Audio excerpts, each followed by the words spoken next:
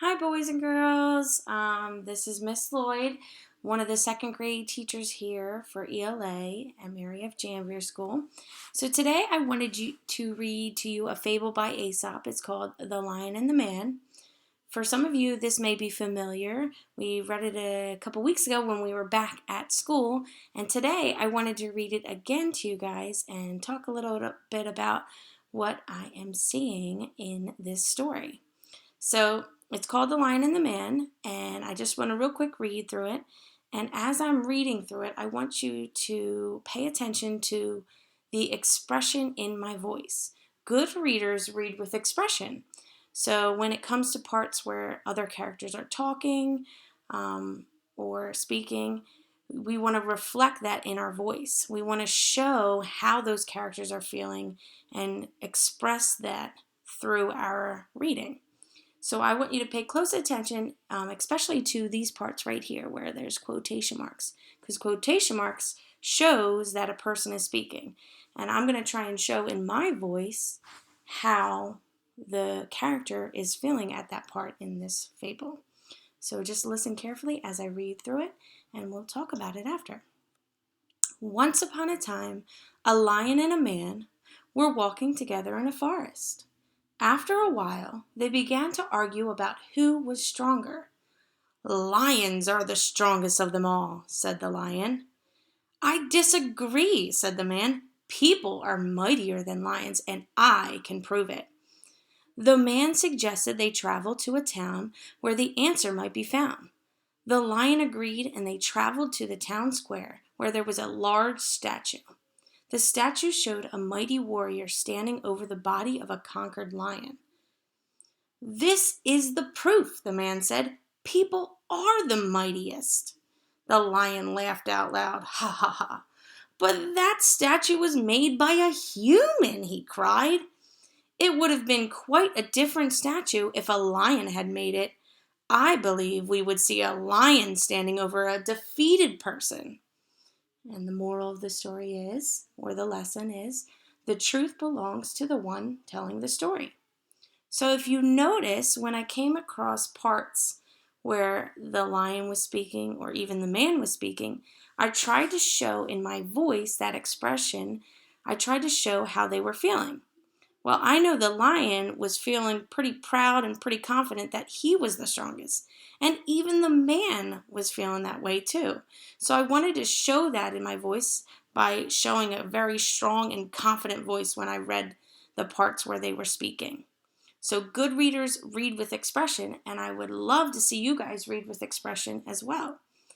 Another thing that I wanted to talk to you guys today about is a phonics pattern that we've talked about a couple weeks ago when we were back in school, and that was the OU spelling pattern.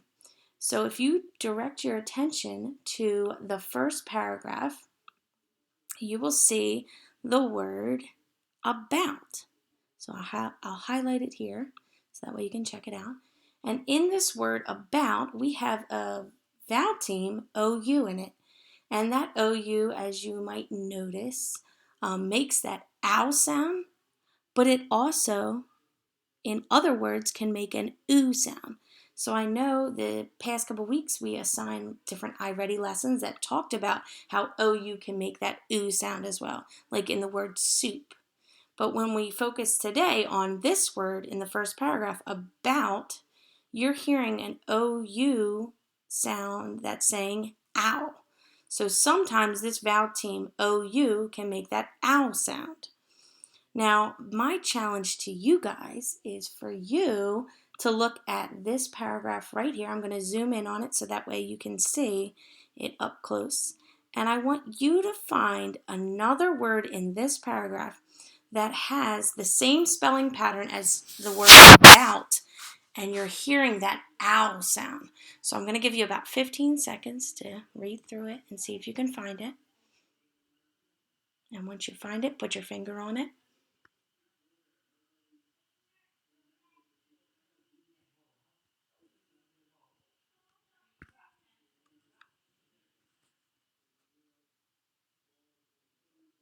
Okay, so if you found the word found, And I know it's ironic because found, the word found. If you found this word, you are correct. If you notice right here, it has that same spelling pattern, O-U, and it is making that ow sound. So found, found. We don't say found, right? Even though we know that OU can make that oo sound. When you try out both ways, found and found, we know that the ow definitely works better here. There actually is another word here that has a different spelling pattern, but it makes the same sound as the OU, that owl sound. So I'm going to give you a couple seconds for an extra bonus challenge to see if you guys can find another word that makes that owl sound, but spelled a little bit differently. If you found the word town, you are correct. So in the word town, you see that OW spelling pattern here.